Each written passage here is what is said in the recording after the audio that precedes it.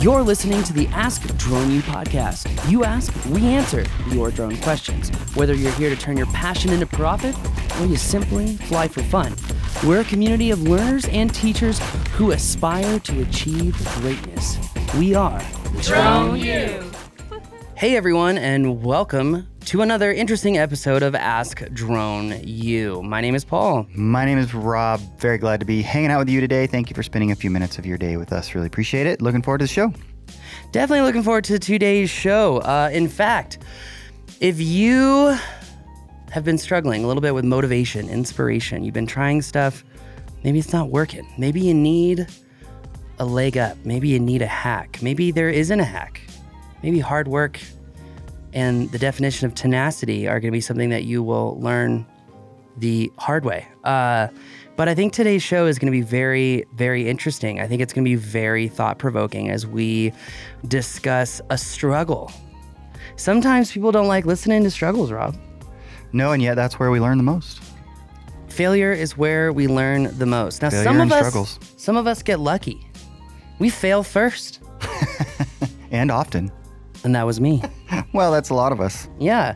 That's a lot of us. But in the moment, right? Who was it? Was it what was the guy's name? Was it Churchill, who said, "How we bounce from failure to failure, how without losing stamina is the true determinant of success." Like essentially saying like how we go from one hard point to another is really the determinant of what will make our success. I'm really butchering this quote, but Well, I think the point is well taken, and it sort of boils down to what are you going to do with that failure? You're either going to, I mean, you know, we're talking sort of some old adages here and perhaps even some cliches, which become cliches for a reason, which is why I generally don't mind using cliches because they are meaningful. yeah. But yeah, no, you got to get back up on the horse is one of them, right? That kind of thing. And it's just so true. It's just so true. Although I will say there is a time where you have to realize maybe this gig isn't for you, right? For one reason or another. That's possible. And so you need to try something else. That's a thing too. That is a thing. It is a very real thing, even though, it's so funny that you say that because one of the things that my dad always taught me is like, you know why people don't succeed? It's because they give up. And you have to look at failure as not an option. And Yeah. as soon as you do, that's when, things really start going, It does. But I've also seen the flip side of that, right? Because like there were times where he also told me the day that you're ready to quit and give up is the exact day when most people would. And that's the exact reason why you're not going to give up and you're going to continue. But that was also in a failing company that ultimately did fail. And so I see both sides of the coin on that one. Well, hey, full circle back to failure. Yeah. I mean, so what happened from there, right? I guess is the question. I learned a whole lot and now a part of a very successful company. Bada bing. So yeah, no, it's a really very good point, Rob. Bada bing, bada boom. Anyways, yeah, I'm excited to dig into this a little bit and hopefully we can help Billy out a bit. Yes, very, very excited. This is going to be an interesting one, ladies and gentlemen. I promise. This is going to be like EO Fire podcast practically, except we don't charge $700 for the question. But I digress. Anyway, today's show is brought to you by, well, just so you know, we've got some new trainings coming up. We finally filled up that calendar. Things are looking bright. The weather is beautiful down here in Albuquerque, New Mexico. While some of you might be listening to this, looking at gray clouds, you got the heat on in the car, you're sipping your nice warm coffee. Well, it's going to be 70 degrees today in Albuquerque. And like most of the winter, yeah, it's cold in the morning, but it's hot in the afternoon. So yeah, pull up that weather app. You're going to want to come see us. That's right. We've got a lot of flight mastery classes going on. We've got a lot of mapping classes going on. We moved the experience training to March if you're considering joining us for 7 days of training, which includes flight mastery, mapping, advanced aerial videography, advanced photography, and business scaling systems, along with a real-world drone job. You got to check that out.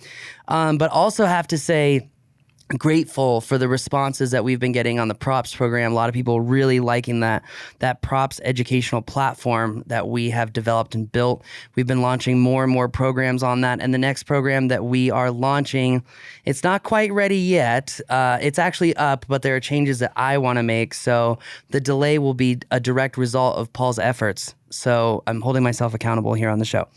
So I need to update that business scaling, props business system for all of you, which here's the good news. Members get a sweet discount for this. I mean, it's an unbelievable discount for members because we want to reward the people who have supported us, and we want you to take this class. But this class is only for serious drone pilots because this is going to fundamentally change every system in your business to automate all the things that you probably don't like doing. And in fact, a lot of complaints that I've seen from other businesses that are in the creative realm. In fact, Kara posted about this today, and it was another wedding videographer who was getting all these, what is it called? I want to call it whiny moments, but that's not right. From clients? Constructive criticism from clients about how, and this was a different videographer, right? Not her, different person, that they weren't responding to emails. They didn't have good communication. They didn't have a good payment schedule. They weren't delivering on time. There weren't good expectations for when delivery was going to come.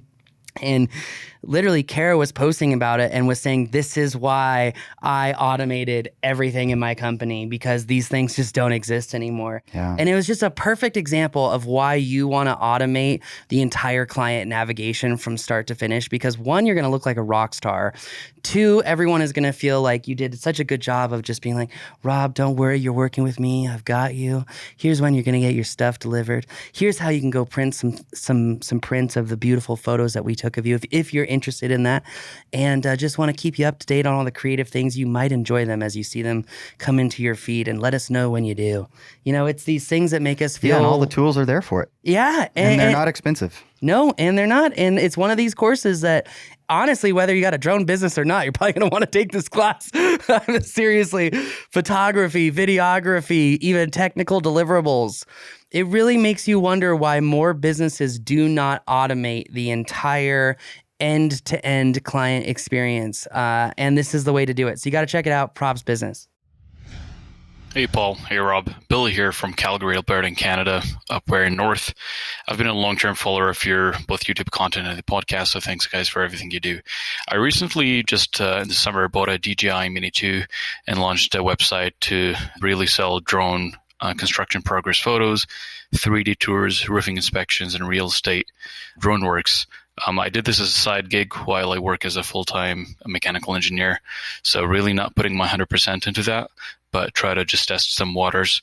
I built a very beautiful website, did a lot of sample work and reports.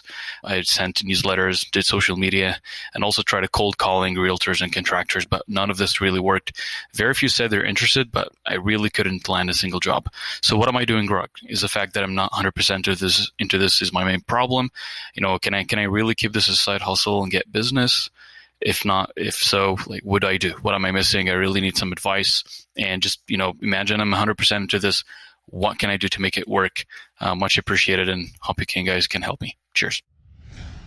Oh, goodness, Billy. Thank you for the question. You know what I hear? Number one, you're obviously very bright. I mean, mechanical engineer, and just the way you asked the question, very bright guy. So I think you're going to be fine. The other thing that I notice is that you're clearly willing to do some work. And you are a go-getter because you have a real job. I shouldn't say it that way. You have what we'll call a day job and then a side hustle on the drone stuff. So you're willing to work. And so these are all really good things and good foundational things. But I think there are definitely some perspectives that might enlighten you a bit as to how to make a go of this. Well, I am not going to play SJW and say, what's a real job, Rob? Because I feel like that doesn't help anything, but I did want to just poke the bear for a second. SJW, you can make me cuss. That's the reaction that I wanted, so thank you. But no, I know what you meant to, and I know that you were not trying to. I don't even know what a real job is, but I know. Anyways, you can get me all riled up. Throwing those three letters out. What is a real job? You could literally surf Wall Street bets during the day and get paid 200 grand by Goldman Sachs. That's a real job, right? Anyway, I don't want to get down the rabbit hole of a real job. I just wanted to squash anyone who's going to be like, well, what's a real job? Well, there's a lot of real jobs. It's not important. What is important, though, is focusing on what these guys' efforts are going to. And that's what you were trying to do, right? I mean, focusing on of course. that he's putting in the work. He's not willing. He's a hard worker, clearly. Yeah, he's a doer. Yeah, and that he's got the capacity to do these things. But there seems to be a common theme, at least that I've noticed, Rob, in people who have worked in a steady, sustainable job environment. And they want to transition into the next thing, right? Mm-hmm. Maybe they're at retirement age. Maybe they are done listening to other people telling them what to do all the time, which, by the way, is not a bad thing. Some people thrive in that environment. That's a great motivation, if you ask me. So there are a lot of days that I could use that structure myself. Okay, so let's just nip that in the bud, like the like the job thing. But that said, by the way, I brought all that up so that we wouldn't get any trolls or like, what's a real job, Rob? Oh no, like, I got you. Yeah, okay. whatever. Yeah. Okay. Anyway, that said, this common theme that I see in, I would say, 40 to 55-year-olds is that they get to this point where it's 20 years, they've hit their retirement, and they're bored. They're intellectually bored. They want something new. They want to try something new. And I don't think the realism of the effort, the multi-year effort that it takes to build a book of business, it's hard. It is not easy. Now, is it doable? Yeah, 100% it's doable. And I think that there are some very key words that you said in your question that will allow us to help you garnish some new jobs, which, by the way, Calgary is one of my favorite cities. I love that city. Yeah, I've never been. I would love to. There's a beautiful lake just west of the city that one of my friends has a house on. And it was like one of the greatest times I ever had. It's a nice place. And also the business environment is very different in Canada. I would say actually it's a lot like New Mexico in that you've got these central hub cities and then vast distances of nothingness that account to lots of industrial production. You know what I mean? Interesting. But there's probably a lot going on up there, I would imagine, in terms of construction and real estate and opportunity. And I know a lot of high-end homes, right? Housing is very expensive generally in the cities of Canada. So there should be opportunity. Oh, I definitely think that there is opportunity. And, just to kind of end the point about the theme, I think the theme is when people transition or migrate from their kosher, comfortable job, which, a lot of people might push back on that and say, well, I work my ass off. It's not that comfortable. Yes and no. Yes, your job is hard, but you are not thinking about how the next dollar is going to come in and pay for your paycheck. That is a very, very different reality. And if you are working in a job where you don't have to think about that, you should be grateful every morning that you have a nice, easy stroll to work. And when some a-hole like me comes up behind you and says, get out of the way because every minute counts of my day, just have some grace, okay? So, every minute counts of his day as well. But I hear what you're saying. I hear what you're saying. I'm just saying it's a very different perspective. It's a very different outlook. It is a different perspective. And it does change as you evolve as an entrepreneur. Because I will say that there's this, like, in my eyes, and Rob, I want to hear your input on this, but it seems like it takes really 3 to 5 years to build up a book of business, to be consistent, I think at least, unless you go buy a book, like a lot of, for example, insurance agents, they'll go buy a book. That's not really a thing yet.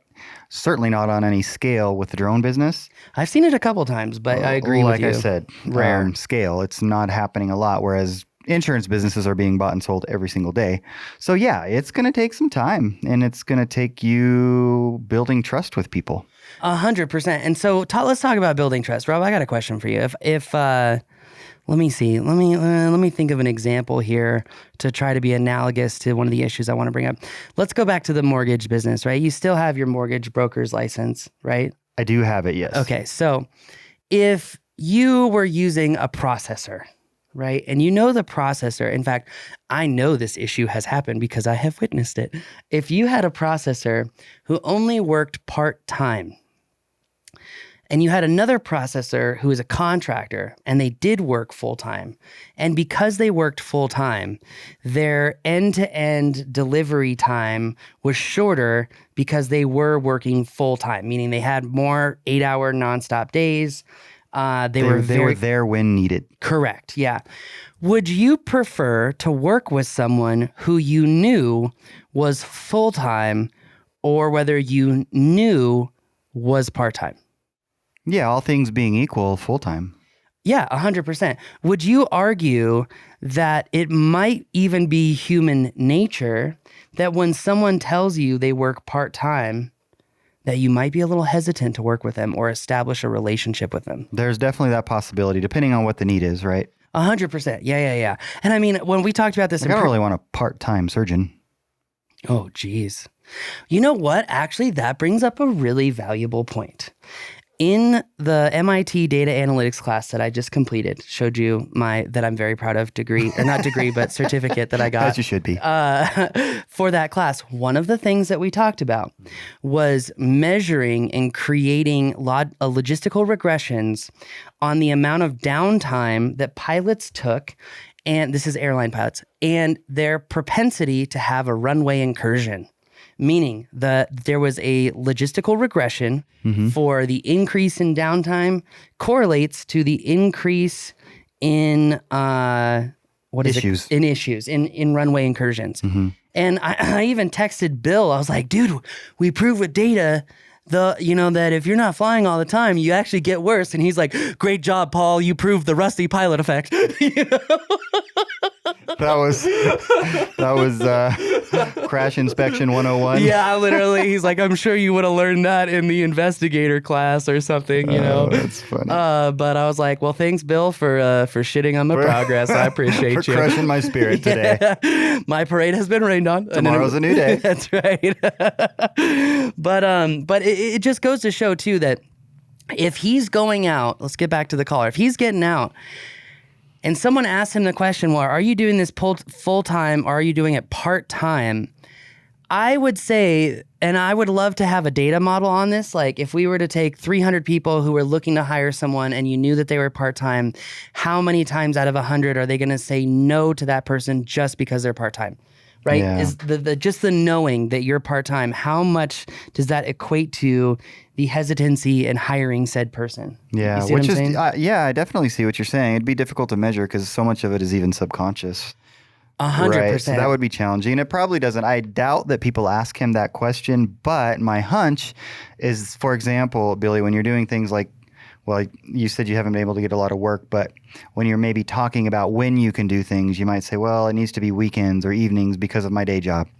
And that's going to give people pause. Exactly. And yeah, I'm sure that's a thing. And we don't know enough about your specific situation to know how much of a role that plays, but it could certainly be somewhat part of it. It could. And I mean, I will just say I dealt with this myself. 100%. I have had, especially in construction, when I did a lot of those construction association meetings and presentations and whatnot, it was a question that came up frequently. How often are you doing this? Yeah. And so I think, okay, so let's just stick to this particular issue and point right now. And the question becomes, what can he do about it? Because I don't think we're suggesting you quit your day job right now, right? So you can go full into the drone business. I think that is a fair assumption. I'm not. I don't know if he is. No, I was. I'm definitely not. I don't think you are. My next point was fake it till you make it or faith it till you make it. But anyway, so maybe it's just be cognizant of that issue and do your very best to sort of keep it on the down low. Not lie to anybody. Obviously, if they do ask, you're upfront with them. Just be like the news, lie by omission. That was supposed to be a joke, Rob. No, I know. I'm going to say that's one way to say it. But so one of the questions becomes, at least that I have in terms of sort of letting this play out, is how much flexibility and freedom do you have? Because I think of Kevin. He has a day job. It's a very important day job. And he manages to stay pretty stinking busy with it. And he's like migrating out of his day job, right? I thought he was. In time. I think he's a little ways from retirement, though. Okay. A few years anyway. Okay. So. But he is crushing it. He's crushing it. Yeah. He's crushing it.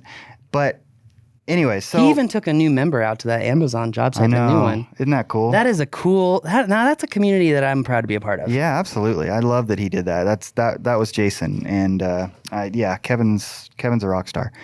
But anyway, so that's just one point, something to be aware of, that perhaps you can make some tweaks to your language, for example, that would kind of remove that as a potential issue. Yes, 100%. And, a lot of people say you got to fake it till you make it because in our materialistic society, the question always comes up of, what do you do? Who do you work for? Like a status question kind of thing.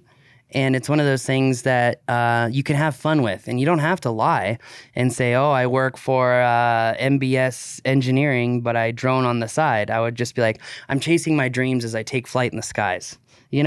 Have fun with it. Make people think. What's interesting about that is that, and this is not anything about Billy specifically, it's about the mindset of the engineer type.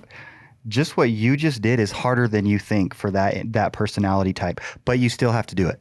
And so this is a very, very important point because a lot of engineers have weak social skills. As an average, median kind of, we pluck from the sample data set, chances of it happening are about 1 in 2. So. We're in Albuquerque with Sandia Labs, Los Alamos National Labs, so we speak from experience. Okay? So just trust us on this one. I will never forget that meeting with that nuclear engineer at Sandia with Dave. I was just like, we live in 2 different worlds. Well, and I will say in terms of data in the mortgage company, we dealt with a lot of engineers from the labs. What he said is true. Yeah. Bless their hearts. Some of my best friends are engineers. So me too. And actually, one of your friends, the GPS dog collar guy.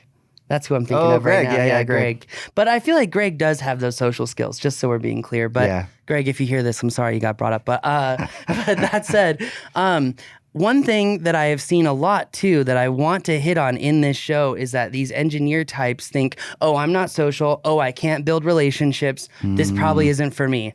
That is horse caca. Okay?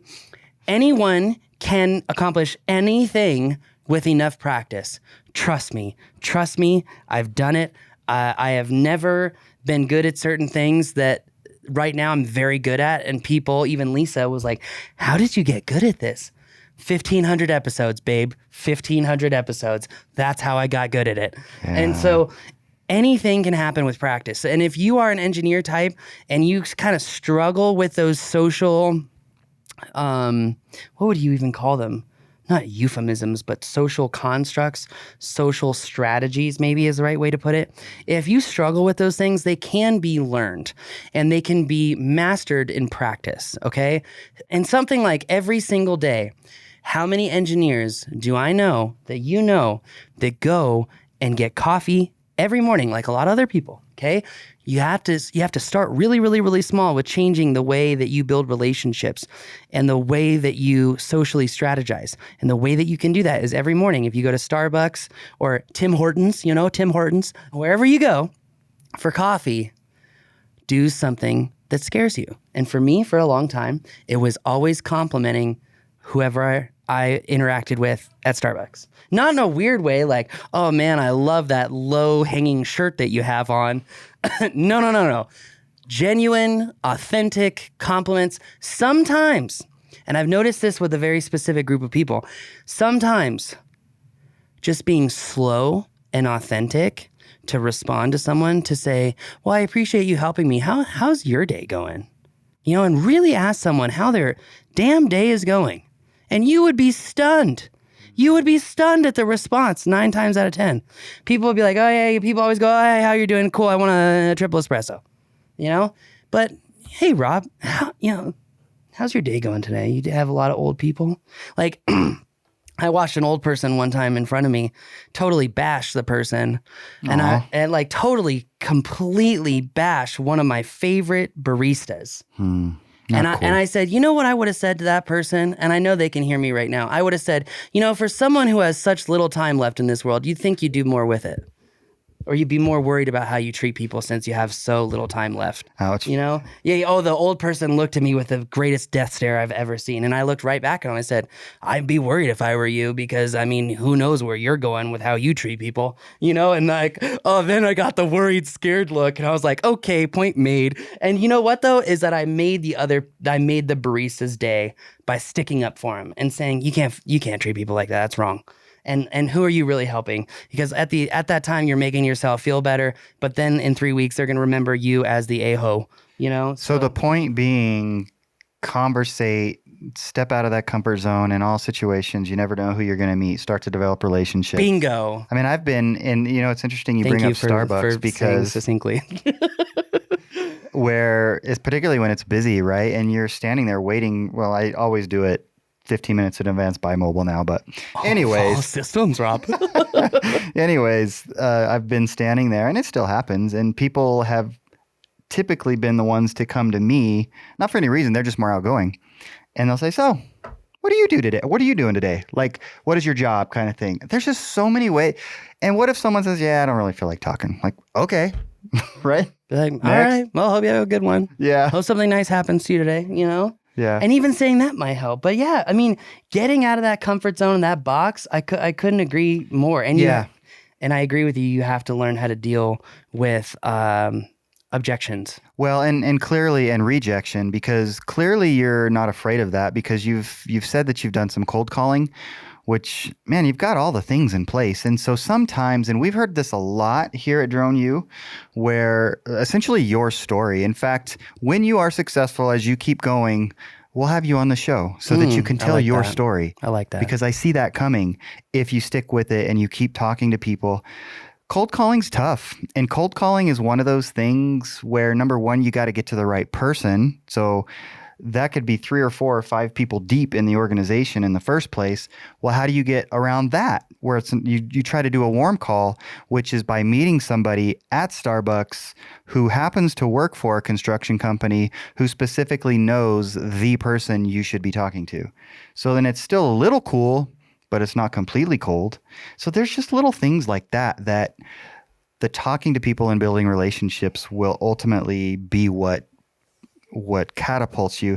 And again, it makes me think of Kevin, who through a couple of relationships, they weren't deep relationships.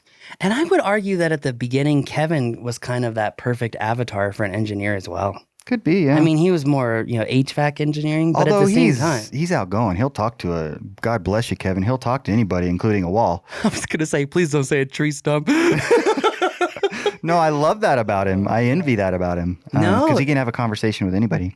And that is a learned skill. That is a learned skill. I know it seems like that might be hard for engineers, but that is a learned skill. Right. And, when it comes to this guy, when it comes to, cold calling and whatnot, I will say that there are a lot of people that I have met in the industry that I was very surprised that they enjoyed someone who spoke bluntly, to the point, but was also caring and empathetic. Mm-hmm. And you can have that tactical empathy, which I don't even like the word tactical empathy anymore because it should be authentic empathy, I don't like it either, actually. But that said, when he is cold calling and he is doing these things, there are going to be people who do like that you get to the point. And it's typically going to be an executive decision maker. It's typically going to be the person past the cold call that is actually going to enjoy the fact that you are an engineer, that you do speak to the point, that you problem solution kind of speak. But you are also going to have to learn to not be a people pleaser. That's not what I'm trying to say, but to be empathetic and step out of the box and be able to come up with creative solutions to questions. And sometimes that also takes practice. Like, going back to what we were just talking about with objectives, he's going to have an objective for every cold call. And he's also got to have an imagination. He's got to imagine that these cold calls go well. He's got to think about how they could go well. He's got to plan for that, right? As an engineer, he's got to actually plan for, okay, if I get these objections, how do I turn them into objectives? Because if someone actually objects, that actually means that there is a point on their mind that if you can actually adequately answer that point, that person will go from a no to a yes. That person will go to, yeah, maybe we'll do a fun fly in a demo. You know what I mean? Right. Yeah. Oh, sorry.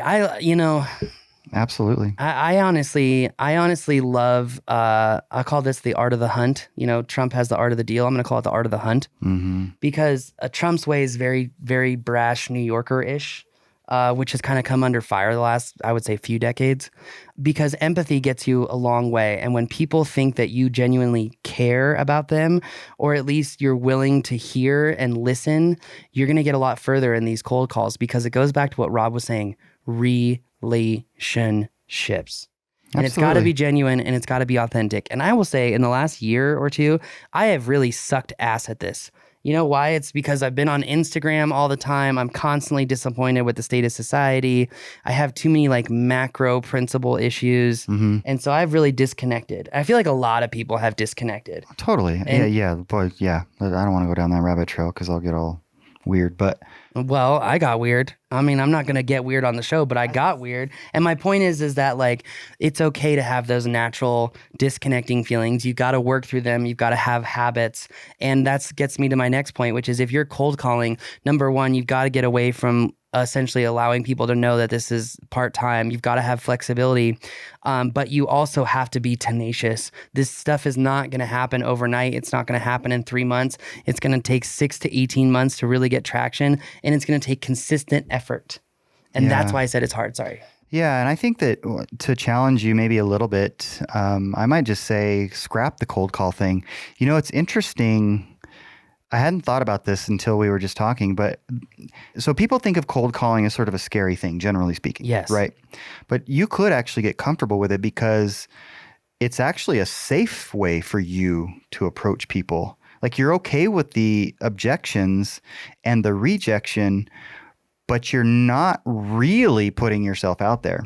Whereas, for example, start to talk to people that you know and try to draw from them someone they might know who can be a decision maker or know a decision maker that could help you get the job that you're looking for.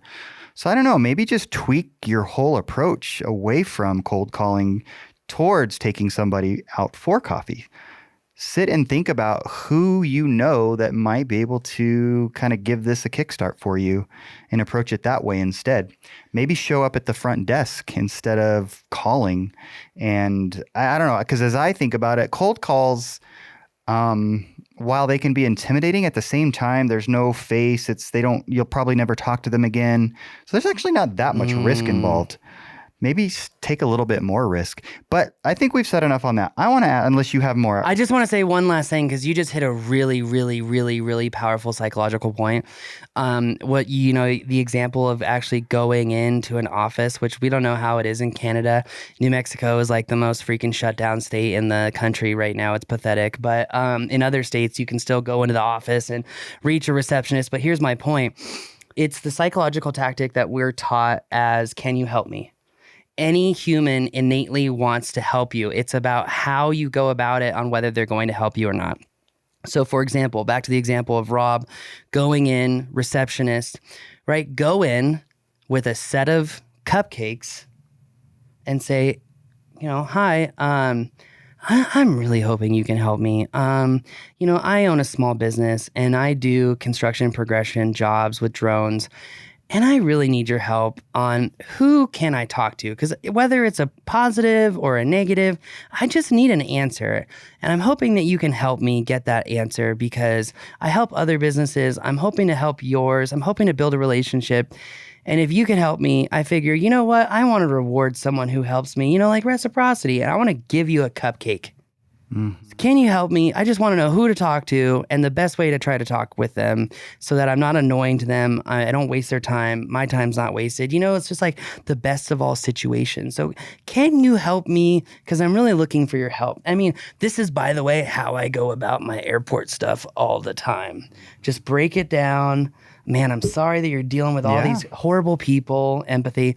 I'm hoping you can help me because I just, I just don't know what to do. And I'm looking for some outs here. And I have a feeling that you have the power to do something cool. And I'm just hoping maybe you can do that for me, Yeah. Just be respectful. And like you said, empathy is huge. It also does, we've been talking a lot about the construction realm, but the same applies in the real estate realm.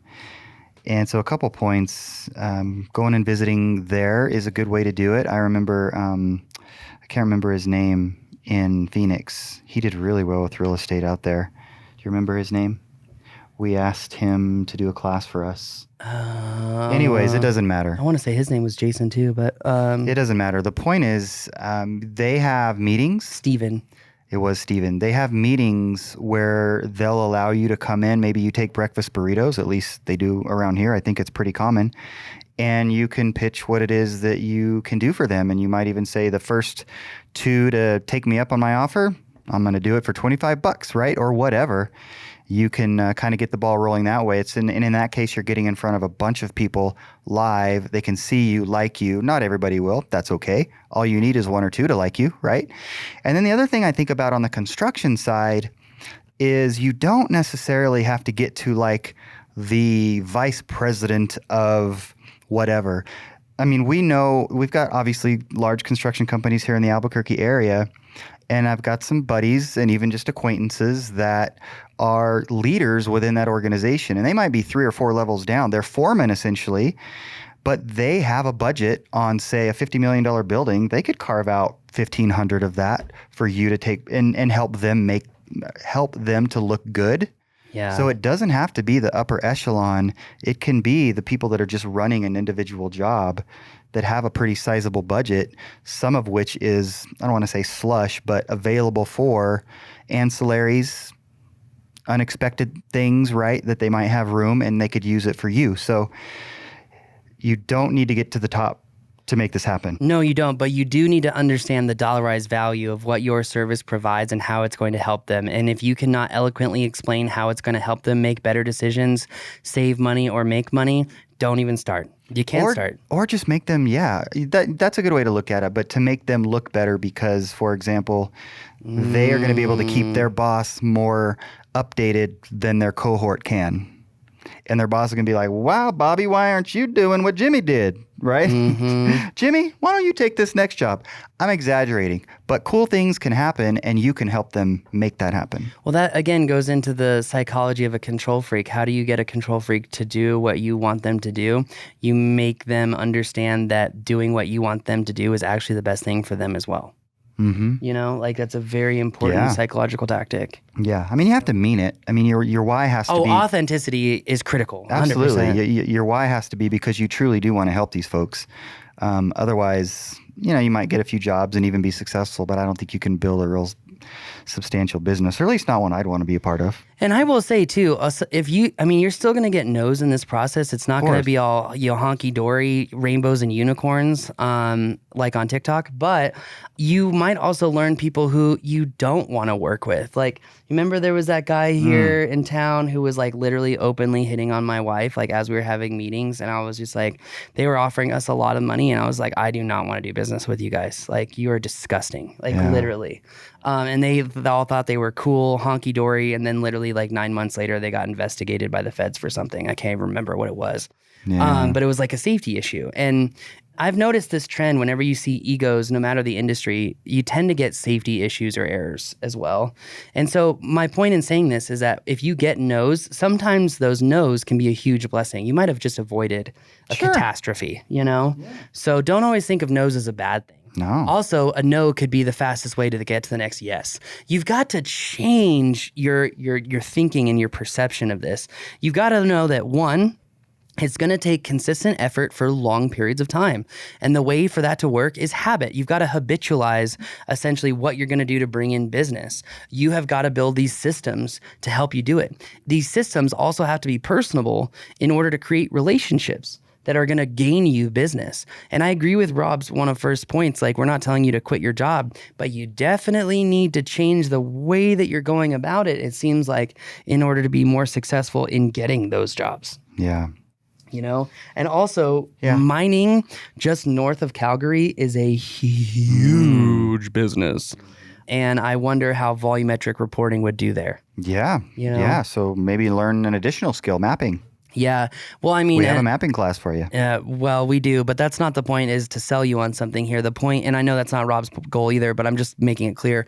But the point is that, again, you have got to be able to eloquently explain the value that you will provide why it's worth it to them in a dollarized value, why it's going to make them look good, make decisions quicker, keep projects on time. You've got to hit to the heart and soul. You've got to hit that emotional trigger where they're going to be like, yeah, that's right. Like, you know what I'm talking about. And you're like, yeah, I understand that. And here's how we can go about solving that and limiting errors in the future, So 100%.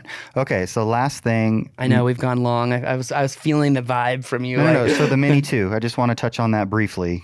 Is that how much is that hurting or helping, or what's going on with that? So a long time ago, Josh Marriott and I had a conversation about public perception, and we just had this conversation with John and Mike, who are here filming the public safety course. Public perception is very real. I mean, there are all the times that I have gone on drone jobs and I just pull out the Inspire and throw it down on the ground, and they're like, "Oh, hey, now that's a drone. Now that's how I know you're professional. You got a professional drone, right?" And then I'll put it back. May or may not be true, but it doesn't matter. I'll put it back in the car and fly the Phantom. And half the time they're like, "Well, how come you didn't fly the big one?" Well, the big one was just for perception, just so you thought I was a professional. No, you wouldn't say that. I have said that to clients before. You know how brash I am at times. This East Coast kid. We're not recommending that, no, though. we're not. No, we're not. No, you got to have an undying level of confidence to pull that off. And I don't. So. The point is perception is real. It is real. And I mean, this is also why there are a lot of YouTubers who have even come after me, who have said that you can fly all these drones and be commercial.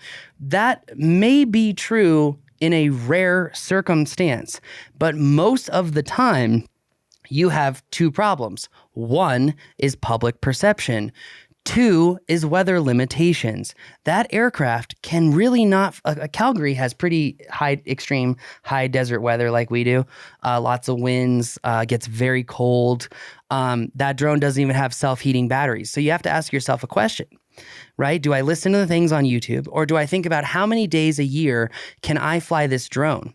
Because if I have to tell a client that, no, Rob, I can't fly that job, it's too windy or it's too cold, I just don't have a drone that can do it. How long does it take before your client says, well, you know what? Johnny says he can do it. Johnny says his batteries self-heat and he doesn't have a problem in the cold. Johnny says the wind's not a big deal. Why can't you do it? And this is something that you have to think about. And while I want to all the time too agree with a lot of these YouTubers and say, well, yeah, you can get jobs. You can, do jobs with this. Can you do it perpetually? Probably not. Can you build a business on it? We're in a very different time in the drone industry now. It has matured. You cannot pull out what looks like a $200 drone and expect to have the professional rapport with clients. You just won't. Well, yeah. It's like, hey, I hired you to film my son's wedding, Rob, and I pull out a disposable camera. What are you going to think? Why am I paying you $2,000? Mm-hmm. Well, Rob, I'm going to party tonight and I need $1,900 for booze. Yeah. I mean, you can get started, but it's just going to be tougher. I mean, because I don't want to discourage somebody and say, you're going to have to go spend $5,000 to get everything that you need to make a go of this, because that could be more discouraging. But I also want to be real. And I don't think it takes $5,000. I think $2,000. I just threw that number out there. Yeah. I just threw that number out there. But anyways, you could do a few jobs, I would imagine. But I guess the thing is, with the Mini 2, it's probably going to be more difficult to get traction. I agree. Is a way to say it. I agree. So, and there are jobs for the Mini 2. In fact, what's really ironic about this entire conversation is we know someone who I've even mentioned as one of these stories who uses a Mini 2 in construction. But you want to know what they use it for? They use it for flying inside of an undone building instead of sending a person in, just to document things. Yeah, so, which there you go. Exactly. So, I mean, like, if you were to, you go on a construction site and they're like, oh, you're going to photograph the construction site with this, and be like, well, typically I use this to fly inside because it's kind of more disposable. It's kind of cheaper. It's on the lower end. So if something happens, it's no big deal. And then that's when the perception gets flipped. And they're like, oh, yeah, that makes sense. That's right. I got you. I understand. Right. So it's all about perception. So I would say, in kind of taking the question, which, by the way, thank you for sending in the struggle question. I think it actually says a lot about you that you're not afraid to be vulnerable. And that's why I believe that you'll be successful. And you have the work ethic too, which are two key pivotal points. That said, one, you got to avoid talking about this being your part-time gig. I'm sorry, but it's hurting you. Number two, the small drone might be hurting you as well. Yeah, you can do drone jobs, don't get me wrong. But again, as soon as someone else can do it on a day that you can't, game over. As soon as you can't fly because of weather, game over. As soon as a competitor shows up with an Inspire 2 that can fly in 45-mile-an-hour winds and you can't, game over. You might have to invest more heavily to get a more robust aircraft, especially in Calgary. It gets very cold. You need something with self-heating batteries. And in construction, with oil and gas being so big where you are, Mavic 2 Enterprise Dual Advanced might be a phenomenal aircraft for you because it's got a great thermal sensor on it, you know? And I don't want to say, oh, it's going to take you more money to get bigger. No, it won't. You can work astronomically hard to get drone jobs with these smaller micro drones, okay? It's going to take more work. And it's going to take more of that, you building that social strategy and personalization and ability to speak with people and ability to be eloquent in order to overcome the small drone stuff. So, which is all good stuff. So yeah, 100%. So, you know, Nick's part-time, you might need a bigger drone. I think Rob's point about referrals, working with people that you know, practicing talking about what you do, how it can offer value and whatnot is going to be critical for your success. Because if you don't believe in yourself and your product and what you can do and how it can help other people, no one will invest in you until you believe in yourself. That's just a fact. But I think also in getting that practice, you could also get referrals. You might say, oh, yeah, I know Chad. He works in oil and gas, but he just does futures. But he might know someone who's in the oil infrastructure business who does pipeline inspections, and you might be able to get a gig from, you know? Word of mouth is still by far the most powerful marketing engine on the planet. Yeah. You know, and that's also another great plug for this is why you should take Props Business because it systematizes that whole thing. So anyway, it's really important. But, yeah. Wow. Yeah, I know it's a long one. I'm sorry, Rob, but No, I'm very passionate about participated. this. I'm passionate because honestly, this is a solvable problem. And I'll reiterate the formula again. Stop talking about part-time. You got to believe in yourself. Go after referrals. You've got to probably get a bigger drone. I'm sorry, but even in your area, having a drone without self-heating batteries is going to hurt you in this more mature industry. And also, it's going to take tenacious efforts. It's going to take habits. It's going to take months and months and months and months and months of work. And that's okay. That's how it normally goes. It's just knowing that and say, hey, this might take me a year to get going, okay? And how hard you work at it, well, the harder you work, the shorter the timeline. And I will say, you just cannot stop. It reminds me of one of my sales students who has he's an engineer as well, has very similar mindset, very soft-spoken, very literal, very to the point. And, as much as I can't stand the media and how things are dressed up, we have become accustomed to it in one level or another. We like hearing things presented in a certain way because it makes us feel a certain way, which is the last revelation of this particular show. No one will help you. No one will give you a job. No one will invest in you unless they feel good about it. At the end of the day, we make decisions on how we feel. You got to make people feel good. That takes skill. It can be learned. You can do it. I'm done. I know. I'm sorry. I'm like, No, you're good. I could talk for 3 more hours on this crap. So anyway, probably bore people to death. But anyway.